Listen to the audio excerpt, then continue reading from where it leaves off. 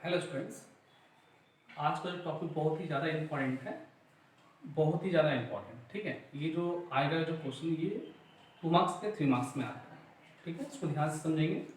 ये last topic आपका optics, wave optics का थर्ड पार्ट चल रहा है। थर्ड इसके बाद कुछ क्वेश्चन है, उसको सॉल्व करने के बाद आपको वो कंप्लीट हो जाएगा। ठीक है, आज का जो टॉपिक है वो है ध्रुवन, या इसको बोल सकते हैं प्रकाश का ध्रुवन, पोलराइजेशन।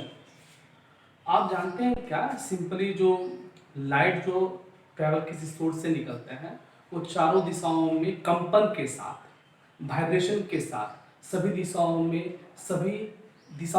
कोनों में एक ही लय में संचरित होता है।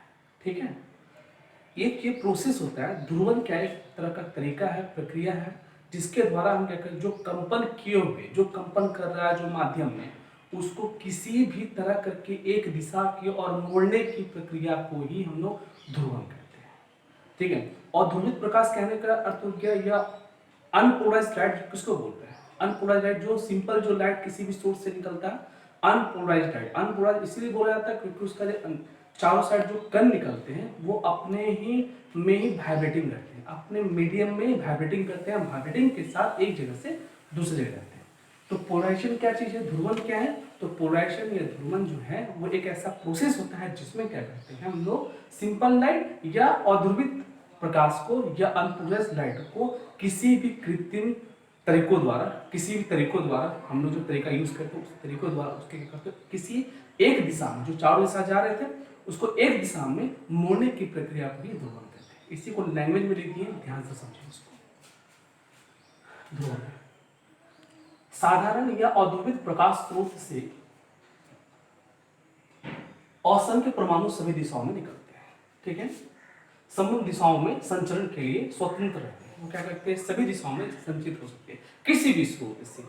किसी भी स्रोत से हम बोल रहे हैं, वो स्रोत कोई डिफिनेट नहीं है, कोई स्रोत, कोई भी स्रोत से असंख्य परमाणु चारों दिशाओं में संपूर्ण स्वतंत्र रूप से संचरित होते हैं। मीन्स जो ट्रैवलिंग करते हैं, जितना सारे पार्टिकल्स है ऑल डायरेक्शन में वो ट्रैवलिंग करते हैं। ठीक है, ऐसे प्रकाश स्रोत से प्राप्त प्रकाश अध्रुवित प्रकाश कहते हैं। वैसा जो प्रकाश निकलता है उसको अनपोलराइज्ड लाइट कहते हैं। किसी भी सोर्स से जो पार्टिकल्स जो ऑल डायरेक्शन में जा रहे हैं उसको हम लोग बोलते हैं अनपोलराइज्ड लाइट बोलते हैं, या पार्टिकल्स भी बोल सकते हैं। ठीक है, अध्रुवित प्रकाश या साधारण प्रकाश को कृत्रिम साधन मीन्स हम लोग जो यूज करते हैं, जो भी साधन हम लोग यूज करते हैं उसको मोड़ने के लिए, उसको बोलते हैं कृत्रिम बोलते हैं, द्वारा एक ही दिशा में कंपन कराने की क्रिया को प्रकाश का ध्रुवन कहते हैं। ये बहुत ही इंपॉर्टेंट है, समझिए, बहुत इजी में लिखा गया है, इसको समझ लीजिए अच्छा से। अब इंग्लिश में समझ देखते हैं क्या चाहिए। The phenomenon due to which the vibration of the light are restricted in a particular plane is called the polarisation of light. Unpolarised light को हम लोग क्या करते हैं, किसी भी तरीकों से उसको एक डायरेक्शन में या किसी एक प्लेन में डालना। तो ये घटना है क्या चीज है, जिसमें क्या होता है, हम लोग वाइब्रेशन जितना सा पार्टिकल्स को रिस्ट्रिक्टेड करते हैं क्या, इन पर्टिकुलर प्लेन की ओर। ठीक है, और इस कॉल्ड द पोलराइजेशन, इसको हम पोलराइजेशन के नाम से हम लोग जानते हैं। बहुत अच्छा लैंग्वेज में लिखा हुआ, देख सकते हैं इसका एंगल ऑफ पोलराइजेशन। इस एंगल ऑफ पोलराइजेशन बहुत ही ज़्यादा इंपॉर्टेंट इसीलिए है क्योंकि इसके हम लोग बूस्टर्स का लॉ को हम लोग प्रूफ करेंगे, इसलिए बहुत ज़्यादा इंपॉर्टेंट, समझे इसको अच्छा से, और बहुत ईजी है इसको। ठीक है, ध्यान दें। आप जैसे पढ़े थे रिफ्रैक्शन ऑफ लाइट पढ़े थे, या हम लोग क्रिटिकल एंगल पढ़े थे, ऐसे ही पढ़े थे हम लोग। उसमें क्या देखे थे, एक ट्रांसपेरेंट सरफेस होता था, उसमें लाइट वन मीडियम से दूसरे मीडियम से में जाता था। ठीक है, फर्स्ट मीडियम से दूसरे मीडियम में जाता था। अब इसमें क्या है कि आप देख सकते हैं कि जब यहाँ से कोई सामान्य लाइट, जो जनरल लाइट जो होता है, जो सोर्स से निकलता है लाइट, वो लाइट आ रहा है, ट्रांसपेरेंट सरफेस से पड़ रहा है, और एक जो लाइट है ऊपर की ओर चले गया जो रिफ्लेक्टेड होके, ठीक है, और एक लाइट नीचे की ओर आ गया। यहाँ पर ये एक दूसरे पे यदि 90 डिग्री का एंगल बनाता है, कौन जी, जो परावर्तित किरणें हैं, इस रिफ्लेक्टेड रे, और ये जो हो गया रिफ्रैक्टेड रे, परावर्तित किरणें, यदि यहाँ पर 90 डिग्री का कोण बनाता है, जिस कोण पर आपतन कोण के जिस कोण पे बनाता है उसे ही हम लोग क्या करते हैं, उसे हम लोग क्या कहते हैं, ध्रुवन का कोण कहते हैं। बहुत ही इंपॉर्टेंट सब थोड़ा सा समझने देखिए, ये सोर्स से लाइट आ रहा है, कुछ लाइट ऊपर की ओर चले गया रिफ्लेक्टेड होने के बाद, और कुछ लाइट रिफ्रैक्टेड होने के बाद नीचे की ओर आ गया। इस दोनों के बीच इस दोनों पर एक 90 डिग्री का कोण बनाता है, मीन्स एक दूसरे पर ये क्या है, परपेंडिकुलर है। तो जिस एंगल पर जिस एंगल पे ये दोनों लाइट एक दूसरे के परपेंडिकुलर होता है, इसके वैल्यू को हम लोग क्या करते हैं, हम लोग बोलते हैं एंगल पोलराइजेशन के नाम से। ठीक है, ये ध्रुवन का कोण कहते हैं, इसे आईपी से सूचित किया जाता है। समझे अच्छा से, ठीक है। अब देखते हैं आपतन कोण का वह मान, ठीक है, यह मान जिसके कारण, जिसकी वजह से आपतित किरणें एवं परावर्तित किरणें, आपतित किरणें, परावर्तित किरणें एक दूसरे पे लंब हो, ये दोनों लंब आपतन कोण के इस मान को ध्रुवन का कोण कहते हैं। बहुत सिंपल लैंग्वेज में लिखा हुआ है, ठीक है। इसे आईपी से सूचित किया जाता है, ठीक है। ये जो लाइट है इसको ऑर्डिनरी लाइट भी बोलते हैं, ऑसिलेटिंग लाइट भी बोल सकते हैं हम लोग, ठीक है। ये जो आपका लाइट है इसका नाम हम समतल परावर्तित प्रकाश या हम लोग बोल सकते हैं समतल ध्रुवित प्रकाश भी बोलते हैं। इसको इंग्लिश में भी लिखना है पीपीएल भी लिखते हैं हम लोग इसको, मीन्स प्लेन पोलराइज्ड लाइट, ठीक है। ये क्या चीज होगी आपका, ये भी एक तरह का जो लाइट निकलता है ये भी ध्रुवित ही होगा, लेकिन आंशिक रूप से ध्रुवित होगा, ठीक है। मीन्स हल्का पोलराइज्ड होगा, लाइटली पोलराइज्ड होगा, ठीक है। तो इसको इस तरह समझा जा सकता है, ठीक है। इंग्लिश वर्जन स्टूडेंट ध्यान से देखें इसको। The angle of incident at which ordinary light, कोई भी ordinary light is incident on the transparent reflecting medium या सरफेस, लिख लीजिए आप यहाँ पर, लिख सकते हैं आप। The reflected light becomes maximum, ये मैक्सिमम जाएगा। जब ये मैक्सिमम जाता है तो 100% क्या होता है उसमें, वो दोनों के बीच का जो एंगल होता है वो 90 डिग्री होता है, इसीलिए इसको ऐसे लिखा गया है। Rich in plane polarised light is called polarising angle.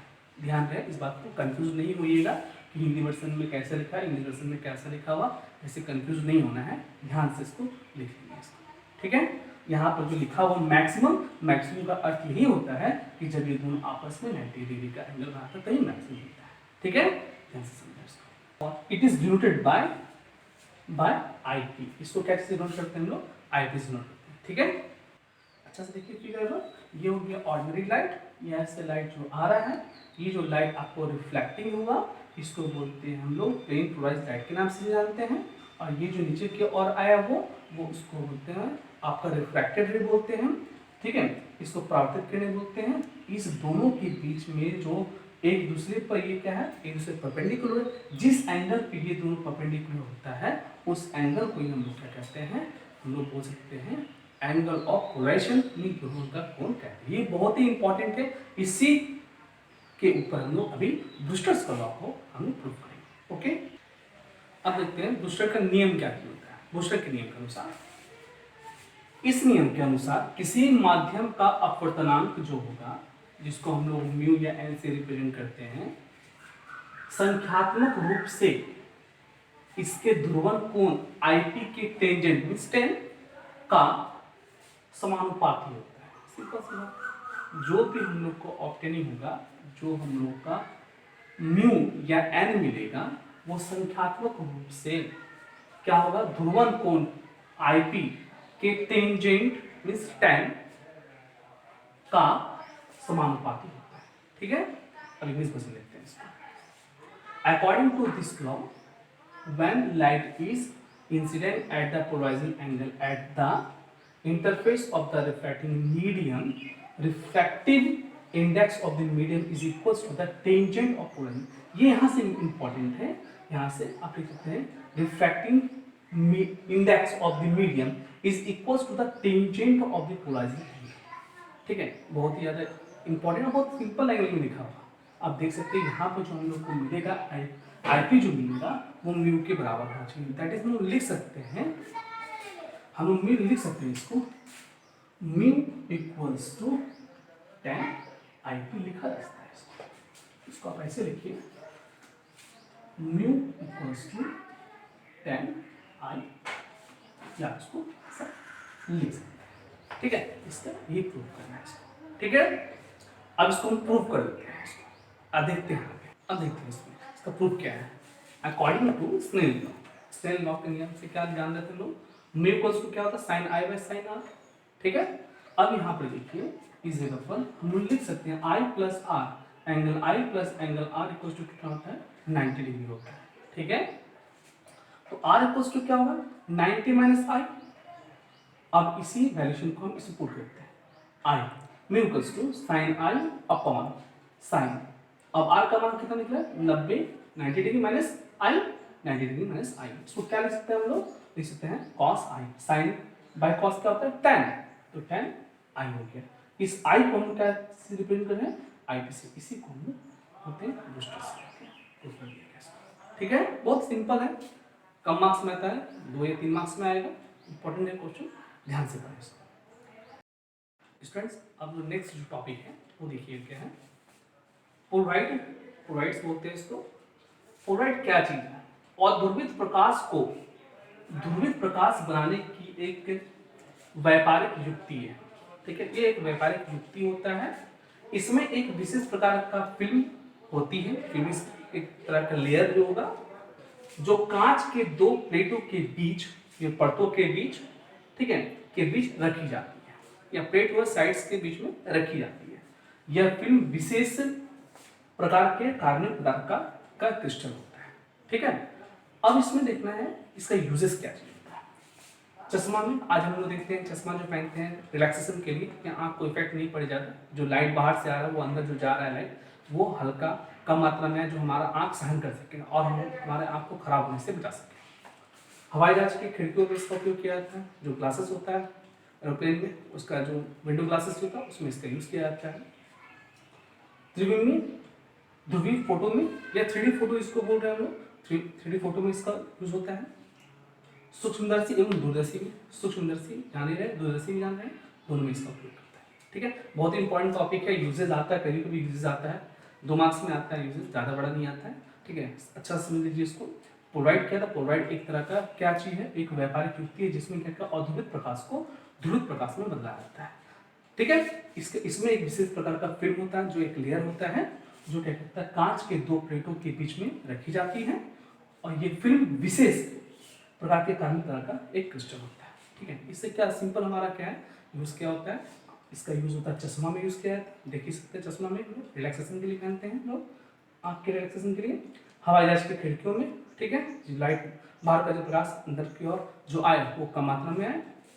3D picture के लिए, 3D फोटो के लिए इसका उपयोग होता है, और सूक्ष्मदर्शी एवं दूरदर्शी में इसका उपयोग किया जाता है, ठीक। इंपॉर्टेंट टॉपिक है, ध्यान से इसको पढ़ें। इन हम देखते क्या है, Polarides are the thin and large sheet of the crystalline polarizing capable of the producing plain polarized beam of large cross section। कहने का कि ये क्या करता है, अनपोलराइज्ड लाइट को जो होता है उसको पोलराइज्ड बना देता है, ठीक है, पोलराइज्ड बना देता है, और लार्ज क्रॉस सेक्शन में उसको बना देती है, उसको ध्रुवित कर सकते हैं, ठीक है। बहुत इजी लैंग्वेज में लिखा हुआ है, याद किया जा सकता है। यूज क्या इसका देखिए, सनग्लासेस में इसका यूज होता है, इन विंडोज ऑफ प्लेन के विंडोज में होता है use, 3D motion of the pictures, and microscope and telescope में इसका यूज किया, ठीक है। बहुत इजी है, अच्छा से पढ़ें इसको, समझ लें अच्छा से, इंपॉर्टेंट क्वेश्चन है, ठीक है। अच्छा अब क्या है कि ये तो पूरा कंप्लीट हो गया आप लोग का, मेन जितना सारा टॉपिक है वो कंप्लीट हो चुका है आपका, ठीक है। इतना सारा टॉपिक आ चुका है कि लगभग जितना भी मार्क्स आप लोग को वेव ऑप्टिक्स या आपका रे ऑप्टिक्स में आता है, आप इसमें कैपेबल उठाने के। कुछ जो क्वेश्चंस हो गया, जैसे माने हो गया ट्विंकलिंग ऑफ स्टार, ठीक है, तारे कुछ दिखते हैं, सूर्योदय सूर्यास्त के समय हम लोगों का सूर्य हमको लाल क्यों दिखाई देता है, आकाश का रंग नीला क्यों होता है, ठीक है। तो कुछ ये सब जो क्वेश्चन जो है जो क्लास 10 लेवल के हैं, और वही आंसर है उसका। तो यदि आप लोग उसको कर सकते हैं तो कीजिए, नहीं तो एक और वीडियो बनाया जाएगा जिसमें उस सब चीज़ को भी डील कर दिया जाएगा। तो आप कमेंट मार के देखिए, यदि आपको ज़रूरत है तो उसको दिया जाएगा, नहीं तो उसको स्किप कर देंगे, तो वो ज़्यादा इंपॉर्टेंट नहीं है, बहुत कम ही पूछा जाता है परीक्षा में। लेकिन आपके पास यदि नोट्स बना रहे तो आपके पास होना चाहिए, लेकिन आप लोग जब नोट्स करेंगे इसको बना लीजिएगा, नहीं तो फिर क्या होगा, बाद में यदि आप किसी ईयर में देखते हैं कि ये क्वेश्चन आया हुआ है तो फिर आपको उस समय प्रॉब्लम होगा नया क्वेश्चन को फिर से करने के लिए। ठीक है, अभी एक लय में है, आप कर लीजिए। यदि कोई दिक्कत होगा कमेंट में आइए, बताइए कि हाँ सर ये दिक्कत हो रहा है हमको भी ये सब क्वेश्चन को भी और भी अच्छे से क्लियर कर दीजिए, तो हम इसको आराम से आपको हिंदी वर्जन और इंग्लिश वर्जन में दोनों में लेकर के इसको अच्छे से क्लियर कर दें। लगभग आपका जितना सारा था इंपॉर्टेंट जितने से क्वेश्चन थे जो आपको एग्जामिनेशन के पॉइंट ऑफ व्यू से था वो सब क्लियर कर दिए हैं। ठीक है, आप इसलिए आप 12th का लिए आप आराम से इसको इस लेसन का प्रिपरेशन कर सकते हैं। आप इसको आप रिपीट करते रहिए। ठीक है, इससे क्या होगा, आपको प्रैक्टिस बना रहेगा तो आपको इजी रहेगा। ठीक है, अब हम लोग जो नेक्स्ट जो वीडियो बनाएंगे वो नेक्स्ट वीडियो आपका बनेगा इलेक्ट्रोस्टैटिक्स करने का। ठीक है, स्थिर विद्युत की बनेगा, आप इस पर कॉन्सेंट्रेट कीजिएगा और शुरू से स्टार्टिंग से ही नोट्स बनाना स्टार्ट करेंगे, जिससे क्या होगा आपको बीच में छोड़ेगा और कोई भी वीडियो को छोड़े नहीं, क्योंकि वीडियो जो बनाया जा रहा है वो धीरे धीरे करके बनाया जा रहा है। ठीक है, और इसलिए बनाया कि आराम से बच्चे उसको उतार लें। यदि कोई दिक्कत होता है आप फ़ोन करके हमको बोल सकते हैं, अपना नंबर डालिए, कमेंट में डालिए नंबर और हमको बताइए सर ऐसा दिक्कत हो रहा है, फ़ोन भी कर सकते हैं। ठीक है, आराम से इसको तैयारी करें। ठीक है, थैंक यू स्टूडेंट्स।